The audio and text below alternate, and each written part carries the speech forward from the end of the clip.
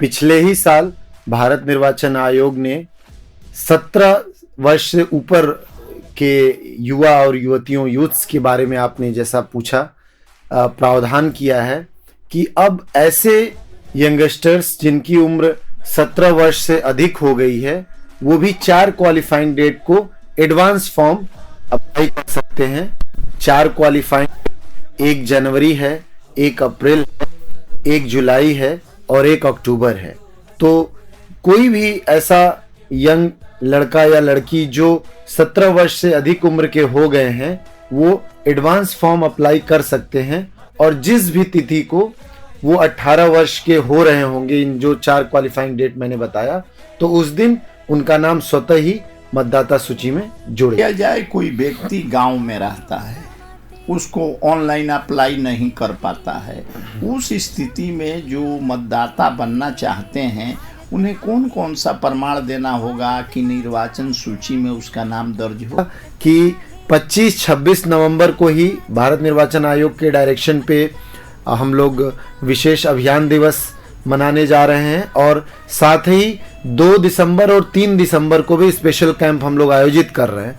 तो ऐसे तमाम दर्शक जो मेरी बात सुन रहे हैं या श्रोता सुन रहे हैं, उनसे मेरी ये अपील होगी कि कोई भी ऐसा व्यक्ति या कोई भी ऐसा यंग यूथ जो अभी तक मतदाता नहीं बना है, तो ये आगामी लोकसभा निर्वाचन 2024 के मद्देनज़र एक सुनहरा मौका है कि अभी जब संक्षिप्त पुनरीक्षण अभियान 2024 चल रहा है तो हम सभी कैंप के दौरान अपने फॉर्म्स को अप्लाई कर दें और संबंधित बीएलओ को दे दें ताकि आपका नाम, जो अंतिम मतदाता सूची का प्रकाशन 5 जनवरी 2024 को होना है, उसमें आपका नाम सम्मिलित। बात सर जानकारी के लिए हम चाहते हैं, एक बंजारा जात होता है जो सड़क के किनारे कैंप लगाकर कभी यहाँ रहा, फिर उसके बाद 10 किलोमीटर दूर चला गया, यानी घूमंत जाति है। तो उसके लिए यदि वो उन लोगों को कैसे आप लोग अपना मतदाता बिल्कुल देखिए, बिल्कुल मैंने बताया कि मतदाता हमारा जो मोटो है, ईसीआई का जो मोटो है वो ये no voters to be left, कोई भी मतदाता छूटना नहीं चाहिए। నేను భారతుడు దేశం ఉంది నాలో నేను బలవంతుణ్ణి। नमस्कार, रेडियो रिमझिम 90.4 में गोपालगंज के उप निर्वाचन पदाधिकारी डॉक्टर शशि प्रकाश राय जी आए हैं। हम गोपालगंज की जनता के तरफ से रेडियो रिमझिम 90.4 के टीम के तरफ से इनका हार्दिक अभिनंदन करते हैं, स्वागत करते हैं। अपने व्यस्त समय में से कुछ समय निकालकर जनहित में निर्वाचन संबंधी कार्यों पर एक वार्ता होगी जिससे रेडियो रिमझिम के श्रोता, रेडियो रिमझिम के यूट्यूब से जुड़े हुए लोग सुनेंगे और इससे लाभ लेंगे। तो सर, आपका हार्दिक अभिनंदन है, स्वागत है जी। बहुत धन्यवाद, बहुत आभार आपका।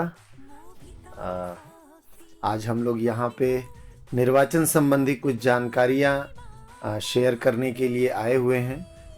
कई लोगों के तमाम तरह के प्रश्न होते हैं, आपके माध्यम से मैं चाहूँगा कि उन तमाम योग्य लोगों तक ये बात पहुँचे जो तरह तरह की क्वेश्चंस होते हैं, उनका हम लोग समाधान निकाल सकें। सर, हमारा पहला प्रश्न यह है कि एक व्यक्ति जिसका उम्र जो है 17 वर्ष हुआ है, अभी मात्र 18 वर्ष से मतदाता बनने की योग्यता रखा जाता है, और किसी विद्यार्थी को, युवा को, युवती का उम्र 17 वर्ष हुआ है, उसे निर्वाचन में नाम जुड़वाने के लिए कौन कौन सी प्रक्रिया अपनानी चाहिए मात्र 17 वर्ष में? जी बिल्कुल, मैं बताना चाहूँगा, पिछले ही साल भारत निर्वाचन आयोग ने 17 वर्ष से ऊपर के युवा और युवतियों यूथ्स के बारे में आपने जैसा पूछा प्रावधान किया है कि अब ऐसे यंगस्टर्स जिनकी उम्र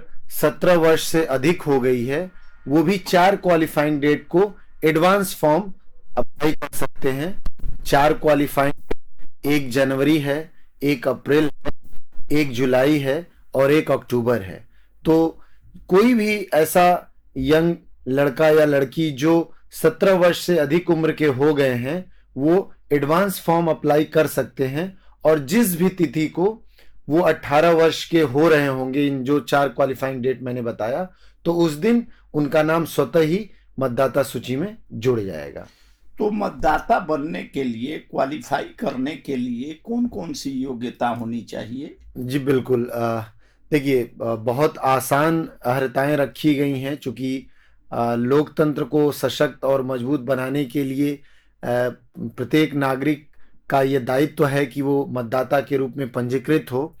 तो मतदाता बनने के लिए 2 अहम जो अर्हताएं हैं, उनमें से पहला है कि उस आवेदक की उम्र 18 वर्ष की होनी चाहिए और दूसरा कि वो सामान्यतः उस विधानसभा क्षेत्र का निवासी हो।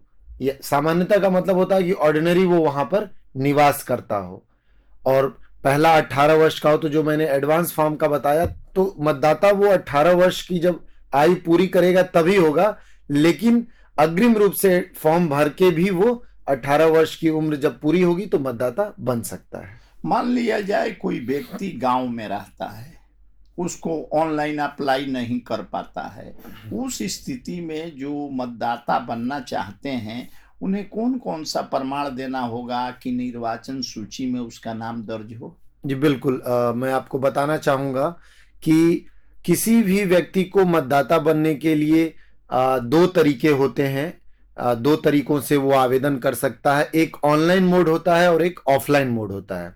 जैसा आपने बताया कि कोई ग्रामीण पृष्ठभूमि का व्यक्ति है तो वो ऑनलाइन फॉर्म नहीं अप्लाई कर सकेगा, तो उसके लिए क्या प्रावधान है। तो चूंकि श्रोता आपके बड़ी संख्या में है, तो मैं ऑनलाइन मोड को भी बता देना चाहूंगा। तो ऑनलाइन मोड के लिए आपको NVSP पोर्टल है, भारत निर्वाचन आयोग का नेशनल वोटर सर्विस पोर्टल, और इसके अलावा वोटर हेल्पलाइन ऐप भी है, पोर्टल है। इन तीनों माध्यमों में से किसी एक माध्यम पे कोई भी योग्य व्यक्ति जिसकी उम्र 18 वर्ष की हो गई है या अभी तक मतदाता नहीं बना है, वो इस ऑनलाइन मोड के माध्यम से अपने फॉर्म को अप्लाई करके मतदाता बन सकता है। और जैसा आपने कहा ग्रामीण पृष्ठभूमि के लिए, तो मैं आपको बताना चाहूंगा कि प्रत्येक विधानसभा में जितने भी मतदान केंद्र होते हैं, मतदान केंद्र के मुताबिक प्रत्येक बूथ के लिए एक BLO की नियुक्ति की जाती है, जिसको हम लोग बूथ लेवल ऑफिसर कहते हैं या मतदान केंद्र स्तरीय पदाधिकारी बोलते हैं। तो कोई भी ऐसा व्यक्ति जो अभी नाम नहीं जुड़वा सका है और आवेदन देना चाहता है, तो वो अपने BLO को संपर्क करेगा और उनसे प्रपत्र 6 लेकर के भर सकता है और उनको जमा कराएगा। बहुत अच्छे वक्त पे हम लोग ये टॉक शो कर रहे हैं। मैं आपको बताना चाहूंगा कि 25-26 नवंबर को ही भारत निर्वाचन आयोग के डायरेक्शन पे हम लोग विशेष अभियान दिवस मनाने जा रहे हैं और साथ ही 2 दिसंबर और 3 दिसंबर को भी स्पेशल कैंप हम लोग आयोजित कर रहे हैं। तो ऐसे तमाम दर्शक जो मेरी बात सुन रहे हैं या श्रोता सुन रहे हैं, उनसे मेरी ये अपील होगी कि कोई भी ऐसा व्यक्ति या कोई भी ऐसा यंग यूथ जो अभी तक मतदाता नहीं बना है, तो ये आगामी लोकसभा निर्वाचन 2024 के मद्देनजर एक सुनहरा मौका है कि अभी जब संक्षिप्त पुनरीक्षण अभियान 2024 चल रहा है, तो हम सभी कैंप के दौरान अपने फॉर्म्स को अप्लाई कर दें और संबंधित BLO को दे दें, ताकि आपका नाम, जो अंतिम मतदाता सूची का प्रकाशन 5 जनवरी 2024 को होना है, उसमें आपका नाम सम्मिलित हो जाए।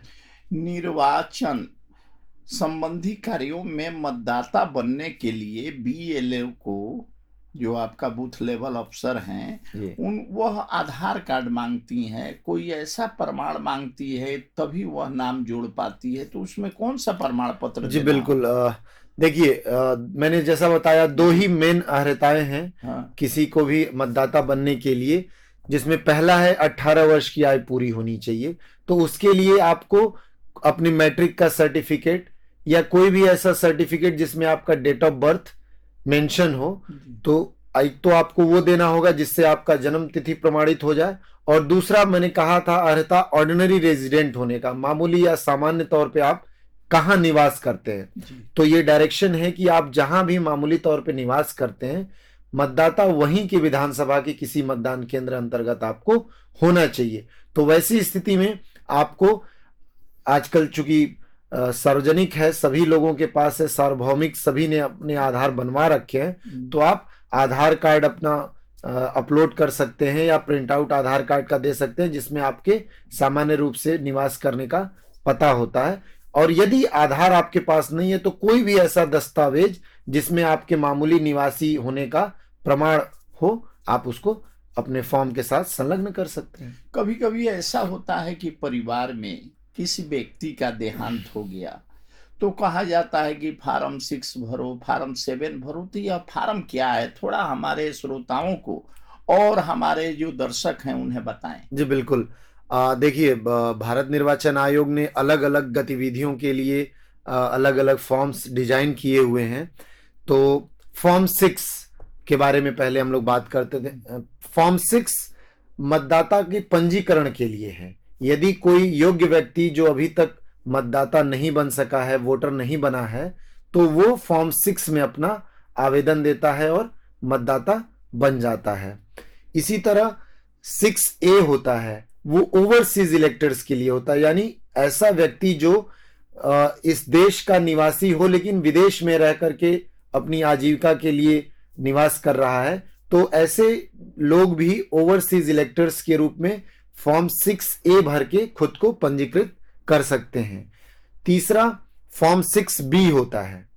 आपने सुना होगा कई बार अलग अलग कार्यों के लिए आधार से लिंक किया जाता है, तो इसी अभियान को भारत निर्वाचन आयोग ने भी जोड़ने के लिए जो मतदाता पहचान पत्र होता है, जिसको हम लोग एपिक बोलते हैं, एपिक से आधार को लिंक करने के लिए प्रपत्र 6ख यानी 6B के माध्यम से आप अपने पहचान पत्र को आधार के साथ जोड़ सकते हैं। जैसा आपने कहा कि किसी की मृत्यु हो जाए मतदाता की, तो क्या उसका नाम मतदाता सूची में होना चाहिए? बिल्कुल नहीं होना चाहिए, क्योंकि कोई भी व्यक्ति जिसकी मृत्यु हो गई है वो अब वोट नहीं कर सकता है, तो मतदाता सूची में उसका नाम नहीं होना चाहिए, क्योंकि वैसी मतदाता सूची शुद्ध नहीं मानी जाएगी। जब VTR काउंट किया जाएगा तो ऐसे लोग मतदान नहीं करेंगे और वोटर टर्नआउट रिपोर्ट उस पर्टिकुलर मतदान केंद्र का डाउन होगा। तो हम लोग अभियान के तौर पे ऐसे भी लोगों को चिन्हित करा रहे हैं BLOs के माध्यम से कि ऐसे जितने भी मृत मतदाता हैं या परमानेंटली शिफ्टेड मतदाता हैं या फिर दोहरी प्रविष्टि, आप लोग देखते होंगे डेमोग्राफिकली सिमिलर एंट्रीज जिनकी होती है, एक ही मतदाता एक से अधिक बार मतदाता सूची में जुड़ा होता है कि एक ही पार्ट में या अक्रॉस पार्ट में, तो ऐसे तीनों मामलों में हम लोग हाउस टू हाउस सर्वे करके ऐसे लोगों को चिन्हित कर रहे हैं और उनका फॉर्म 7 भरा जाता है। यानी प्रपत्र 7 के माध्यम से किसी भी मृत मतदाता की, परमानेंटली शिफ्टेड मतदाता की या फिर दोहरी प्रविष्टि के मतदाताओं का हम लोग नाम विलोपन का कार्य करते हैं, डिलीशन का काम करते हैं। तीसरा फॉर्म 8 होता है जी।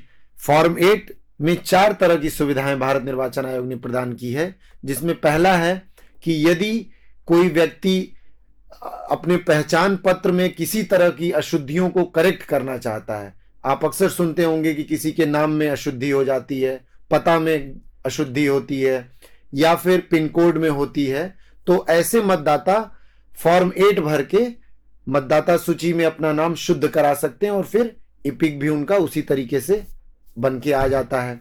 दूसरा, आप अक्सर इस बात के लिए कई लोगों का सवाल होता है कि खासकर नौकरी पेशा लोगों के साथ ये समस्या आती है कि आज वो गोपालगंज में कार्यरत हैं, पदस्थापित हैं, तो यहां काम कर रहे हैं, यहां उनका नाम है, कल उनका यदि स्थानांतरण सिवान में या फिर किसी अन्य जिले में हो जाता है, तो क्या उनको दोबारा फॉर्म 6 भर के अपना नाम जुड़वाने की आवश्यकता है? बिल्कुल नहीं। ऐसे लोगों का नाम तो ऑलरेडी जुड़ा हुआ है, तो इसको हम लोग शिफ्टिंग बोलते हैं। यानी एक मतदान केंद्र से दूसरे मतदान केंद्र या एक विधानसभा से दूसरे विधानसभा में यदि कोई मतदाता अपना नाम स्थानांतरित कराना चाहता है तो वह भी फॉर्म 8 के माध्यम से अपना नाम स्थानांतरित करा सकता है। तीसरी सुविधा जो फॉर्म 8 के माध्यम से ही मिलती है वो ये है कि यदि कोई दिव्यांगजन है, मतदाता के रूप में कोई दिव्यांगजन है, PWD जिसे हम कहते हैं जी, वो खुद को फॉर्म 8 के माध्यम से ही अप्लाई करके PWD मार्क कर देता है, तो जो आगामी निर्वाचन होने हैं उसमें हम लोग एसेसिबल इलेक्शन प्रमोट करने के लिए सहज रूप से वो मतदान अपना कर सके, जैसे रैंप की सुविधा, व्हील चेयर की सुविधा, क्यू मैनेजमेंट की सुविधा और तमाम जो दिव्यांगजन को सुविधाएं भारत निर्वाचन आयोग के निर्देशानुसार प्रदान की जानी है, अगर वो चिन्हित कर देता है कि हम पीडब्ल्यूडी हैं तो ऐसे लोगों को हम लोग सुविधा प्रदान करते हैं। तो ये भी फैसिलिटी आपको फॉर्मेट के माध्यम से ही प्रदान की जाती है। और चौथी फैसिलिटी जो फॉर्मेट के ही द्वारा दी जाती है वो है, आप अक्सर सुनते होंगे कि किसी का पहचान पत्र खो जाता है या डिस्ट्रॉय हो जाता है, खराब हो जाता है, इपिक मतदाता पहचान पत्र, तो परेशान हो जाते हैं कि हमें किस तरीके से दोबारा मिलेगा। तो वह लोग भी फॉर्म 8 के माध्यम से ही रिप्लेसमेंट ऑफ इपिक के लिए आवेदन कर सकते हैं। और बड़ी अच्छी सुविधा अब तो आयोग ने प्रदान कर दी है, कोई भी फॉर्म 8 भरे रिप्लेसमेंट ऑफ इपिक का या फिर फॉर्म 6 भरे, नाम जुड़वाए, तो थ्रू पोस्ट ऑफिस आपके घर पे, आपके दरवाजे पे आपका इपिक कार्ड प्राप्त हो जाता है। जी, आपने बहुत अच्छी बात बताई, लेकिन इसमें एक बात बताइए कि अगर एक व्यक्ति का फोटो के जगह दूसरे व्यक्ति का फोटो लग जाता है या पुरुष के जगह स्त्री शब्द का संबोधन होता है तो उसे भी वह फॉर्मेट भरना होगा। जी बिल्कुल, मैं वही बताना चाह रहा था आपको कि किसी भी तरह की मतदाता सूची में किसी भी तरह की शुद्धि के लिए, उसको हम लोग बोलते हैं प्यूरिफिकेशन ऑफ रोल, मतदाता सूची की शुद्धि करना होता है।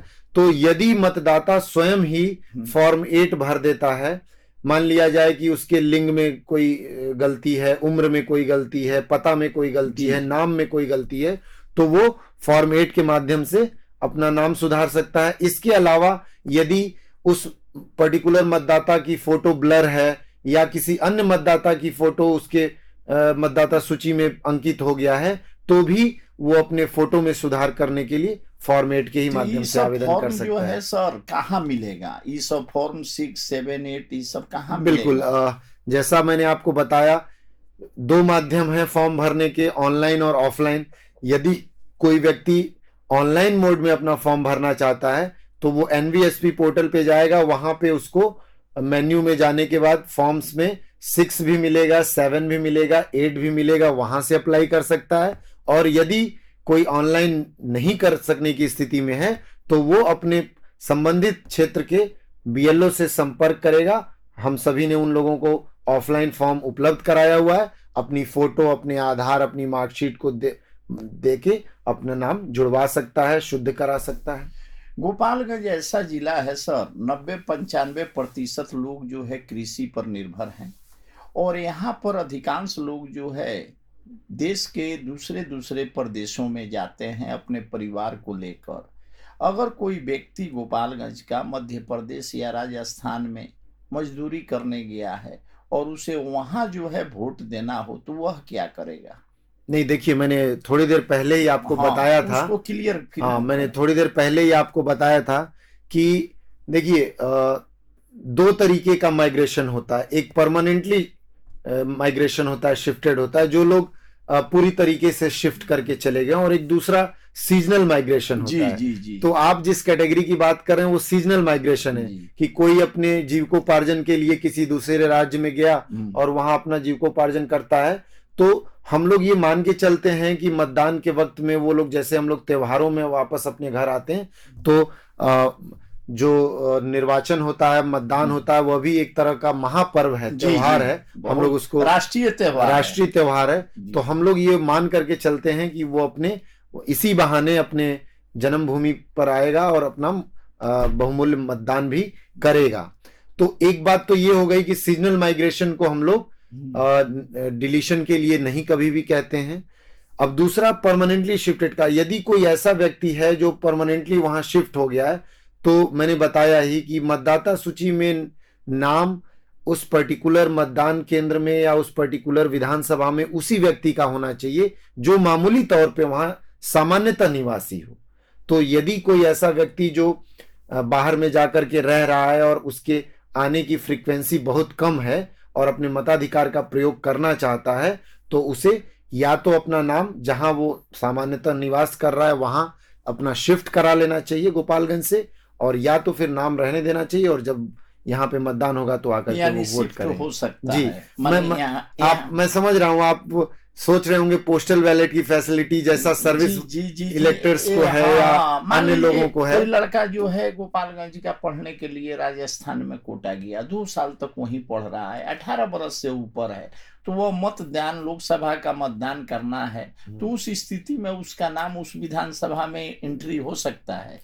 नहीं, जहां पे उसका नाम है उसे आकर के वहीं पे मतदान करना होगा। अच्छा। और या तो मतदान से पूर्व ही जब कंटिन्यूअस अपडेशन चल रहा होगा मतदाता सूची का, यदि उसे लगता है कि मुझे 2 साल कोटा में ही रहना है और चुनाव में मुझे मतदान यहीं रह के करना है, तो वो फॉर्मेट भर के अपना नाम ट्रांसफर करा सकता है। क्योंकि इसके लिए कोई ऐसा नहीं है कि आप एक बार करा लेंगे तो दोबारा नहीं कराएंगे।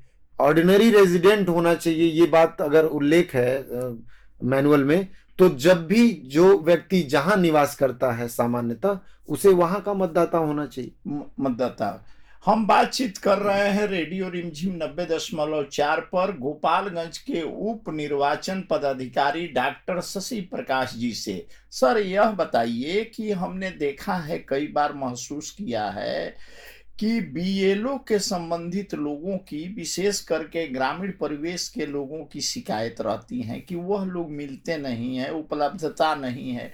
तो उस स्थिति में एक आम मतदाता जो बनने जा रहा है अपनी शिकायत कहाँ दर्ज कराएगा? जी बिल्कुल बिल्कुल, बहुत अच्छा सवाल आपने किया है कि निर्वाचन से संबंधित किसी भी तरह की शिकायत के लिए 2 तरीके के पोर्टल हैं, या 2 तरीके का मंच है जहां से आप अपनी शिकायतों को दर्ज करा सकते हैं और उसका त्वरित निष्पादन हम लोग सुनिश्चित करते हैं। पहला तो ये है कि आप NGRS पोर्टल है, नेशनल ग्रीवांस रिड्रेसल पोर्टल जो होता है, वहां आप अप्लाई कर सकते हैं, अपनी शिकायतें दर्ज कर सकते हैं और प्रतिदिन शिकायतें आती हैं, हम लोग उसका त्वरित निष्पादन कराते हैं। और इसके अलावा एक टोल फ्री नंबर है जो एकदम यूनिवर्सल है, 1950।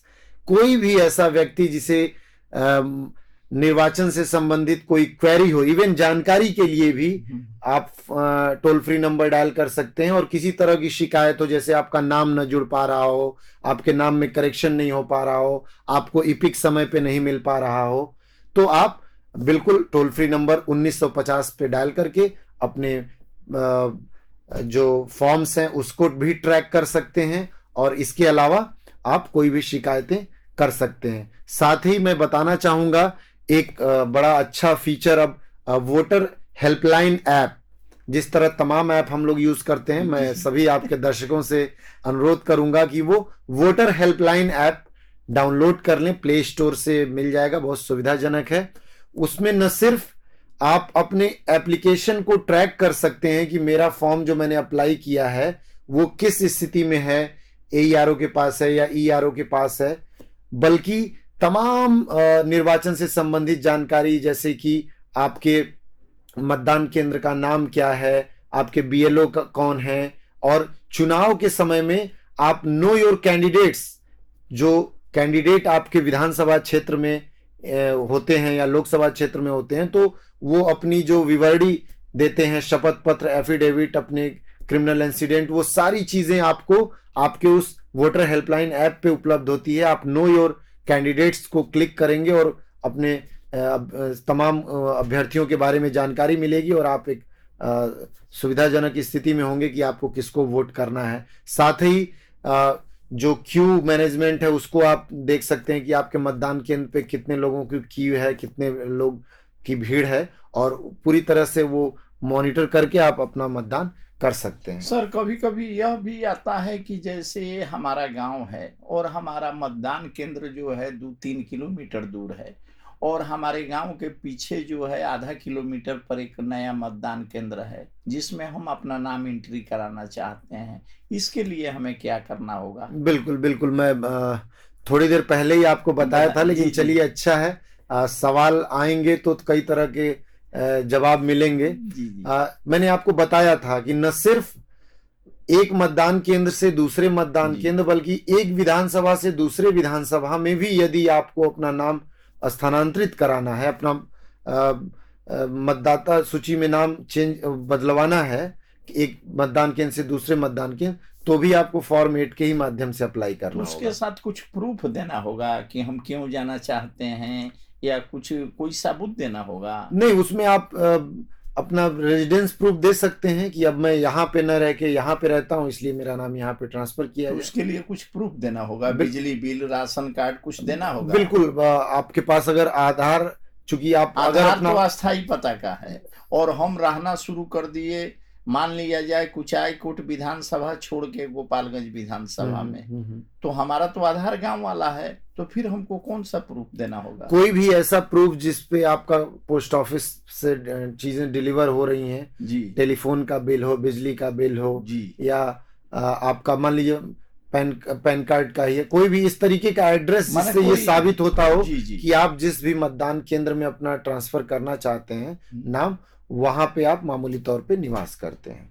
हम बातचीत कर रहे हैं गोपालगंज के उप निर्वाचन पदाधिकारी डॉक्टर शशि प्रकाश जी से। इन्होंने खुलकर अपनी बातों को रखा। अंत में सर हम यह जानना चाहेंगे कि कहीं भी कोई परेशानी हो, जो ऐप आपने बताया है, उसके बावजूद भी प्रखंड स्तर पर, अनुमंडल स्तर पर या जिला स्तर पर कोई व्यक्ति डायरेक्ट मिलना चाहे, बिल्कुल ऐप नहीं चलाना चाहता है, मान लीजिए ओल्ड एज है, तो वह किससे मिलेगा और अपनी शिकायतों को कैसे दर्ज कराएगा? बिल्कुल बिल्कुल। देखिए, जो इलेक्शन का काम है उसमें नोटिफाइड पद हैं। जी जैसे अगर हम प्रखंड स्तर की बात करें जी तो वहां पे AERO होते हैं, जिनको सहायक निर्वाचक निबंधन पदाधिकारी बोलते हैं। आप उनके पास जाकर के अपनी शिकायतों को दर्ज करा सकते हैं।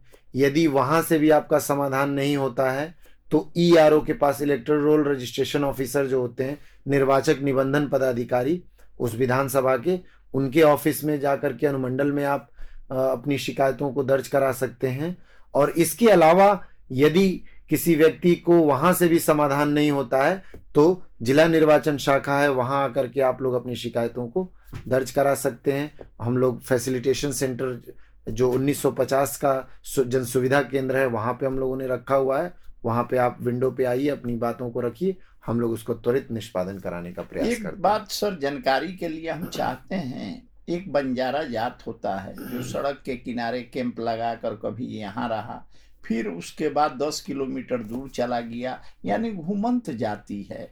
तो उसके लिए यदि उन लोगों को कैसे आप लोग अपना मतदाता बिल्कुल बिल्कुल बताते हैं? बिल्कुल। देखिए, सर थोड़ा बिल्कुल सा बिल्कुल, मैंने बताया कि मतदाता, हमारा जो मोटो है, ECI का जो मोटो है वही है, no voters to be left. जी, कोई भी मतदाता छूटना नहीं चाहिए। जी तो इसके लिए हमें लिबर्टी देनी होगी, जी और लिबर्टी इस कद्र की है कि कहीं किसी को मतदाता बनने से हम लोग वंचित नहीं रखते हैं। जी तो ऐसे तमाम लोग जो घुमंतु प्रवृत्ति के हैं, या फिर बंजारा समुदाय से हैं, रेहड़ी वाले हैं, रिक्शा वाले हैं, जो जी। दूसरे राज्यों में, दूसरे जिलों में जाकर के अपने जीविकोपार्जन के लिए रहते हैं, तो यदि उनके पास कोई एड्रेस नहीं भी है तो भी एक सेल्फ डिक्लेरेशन वो दे देते हैं, उसी फॉर्म में, उसी प्रपत्र में लिख करके दे देते हैं कि मैं पिछले 6 माह से या 180 दिनों से मामूली तौर पर यहाँ निवास करता हूँ, तो वो एलिजिबल हो जाते हैं और उनका नाम इजीली जुड़ जाता तो है। बहुत अच्छी बात है।